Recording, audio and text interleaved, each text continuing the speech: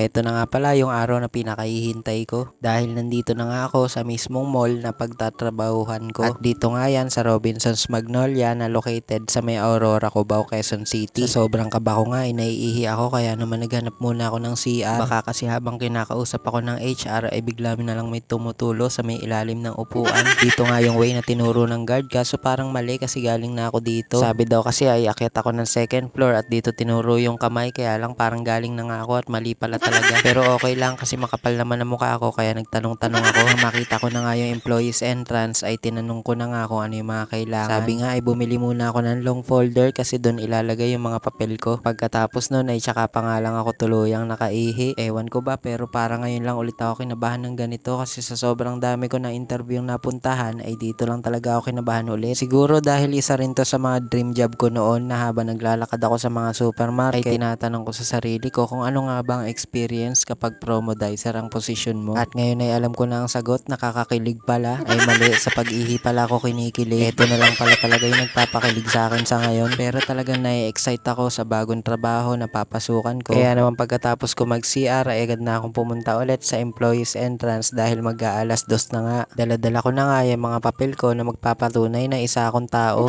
Kaya naman dito ay agad na akong pumwesto dahil nag-aantay nga lang ako ng 3 minutes para mag-alas 2. Maulan nga ang panahon pero sana ay blessing ito at hindi nga ako nagkamali. Talaga naman blessing in disguise yung nangyari sa akin ngayon. Pagkatapos kasi ng interview at orientation kung paano gagawin kapag naka-duty na at kung anong oras yung mga pasok, ay sinabihan nga ako na puntahan ko muna yung outlet na hahawakan ko. Kaya naman dito pa lang ay na-excite na ako kasi parang may sarili na akong opisina nito. Nakatayo nga lang pwesto pero ang mga item nga na hawakan ay Santa Barbara Polo, Racket Club at Hikak. Bago nga pala ako tuloy makapunta doon ay ito nga't nag-CR muli ako. Sobrang kinabahan din talaga ako sa interview pero maayos naman ang mga sagot ko. At heto nga si Sir Jose, siya ang makakashiftingan ko. Bali ang item nga ng mga hawak namin ay leather bag, leather wallet at belt. Kaya naman kung gusto nyo ng mga quality na bag, wallet at belt ay puntahan nyo lang ako sa Robinsons Magnolia sa may Aurora. Kaya ako din pala nasabi na sobrang blessed ko ngayong araw dahil kay Tita Nene na magpapatuloy sa akin sa Tondo. Sa kanila muna nga daw ako tumuloy habang nagtatrabaho. Siya nga pala yung kapatid ng tatay ko. Pagkatapos nga ay kailangan ko muna makuha yung occupational permit at yung renewal ko ng health certificate sa may Quezon City Hall. After nun ay pupunta na ako sa agency ko para bumili ng uniform. Bibili na rin ng bagong sapatos kasi kailangan ay leather. At yung iba pang kailangan kagaya ng tickler, flashlight na may whistle. At kailangan ko pa munang maisangla ang laptop ko para may panggastos ako. Kaya sa simula talaga ay sobrang hirap pero bandang huli ay magbubunga naman ang lahat ng paghihirap na to. Yung trust the process na kasabihan, kanino kaya pwedeng iparush para matapos agad? So paano, hanggang dito na lang, update ko na lang ulit kayo. Thank you for watching.